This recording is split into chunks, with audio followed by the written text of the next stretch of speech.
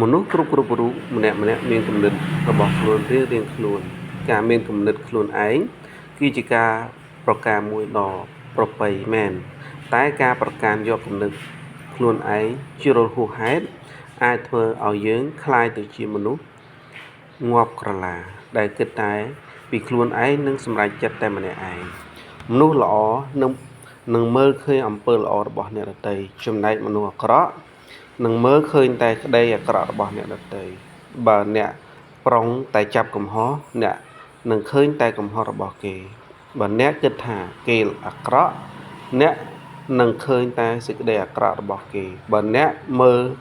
គេក្នុងផ្លូវល្អអ្នកនឹងឃើញក្តីល្អរបស់គេដូច្នេះអ្វីសម្រេចទៅលើអ្នកប្រសិនបើអ្នកជ្រើសរើសថានឹងមើលទៅផ្លូវណាអ្នកនឹងឃើញផ្លូវនោះជាប្រកបមនុស្សយើងបើមិនធ្វើកិច្ចការអ្វីមួយបានជោគជ័យក៏ដោយសារគេព្រមលះពេលវេលាសិក្សារៀនសូត្រនិងវឹកហាត់ទៅលើមុខជំនាញនោះក្នុងរយៈពេលមួយដ៏សមស្របសុភមង្គលនៃជីវិតផ្អែកទៅលើគុណភាពនៃផ្នត់គំនិតមនុស្សម្នាក់អាចលើកតម្កើងខ្លួនឯងឬជន់លើខ្លួនឯងគឺដោយសារគំនិតអ្នកអាចនាំអ្នកឲ្យដល់ភាពជោគជ័យឬបរាជ័យសុខភាពល្អឬរូបភាពជាធិសុភមង្គលឬអពមង្គលទាំងអស់នេះគឺស្ថិតនៅក្នុងចិត្តនិងស្ថិតនៅលើ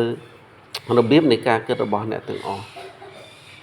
ក្នុងចិត្តរបស់មនុស្សយើងមានចិត្តសម្បញ្ញៈនិងអនុសម្បញ្ញៈចិត្តសម្បញ្ញៈទទួលចំណេះដឹងពីសៀវភៅការសន្ទនានិងបទពិសោធន៍ផ្សេងចិត្តសម្បញ្ញៈជាអ្នករាប់និងផ្ដល់ហេតុផលហើយចុងក្រោយធ្វើការសន្និដ្ឋានរួចបញ្ជូនបន្តទៅឲ្យចិត្តអនុសម្បញ្ញៈដែលជាអ្នកបញ្ជាឲ្យយើងធ្វើសកម្មភាពចិត្តអនុសម្បញ្ញៈទទួលខុសត្រូវខាងធ្វើនិងផ្ទុកភាពចងចាំចិត្តអនុសម្បញ្ញៈមានអំណាចខ្លាំងក្លានិងមានបញ្ញាពិសេសជាក់ស្ដែងគឺទ្រទ្រង់ជីវិតរបស់មនុស្សរស់នៅបាននេះឯងចូលចងចាំថាច្បាប់នៃចិត្តសម្បញ្ញៈនិងចិត្តអនុសម្បញ្ញៈមានដំណើរដូចគ្នាលើគ្រប់គ្នាទាំងអស់ហើយបែងចែកជាពីរប្រភេទគឺគំនិតវិជ្ជមានល្អនិងគំនិតអវិជ្ជមានគឺអាក្រក់ហេតុនេះបើសិនជាយើងអនុញ្ញាតឲ្យចិត្តរបស់យើង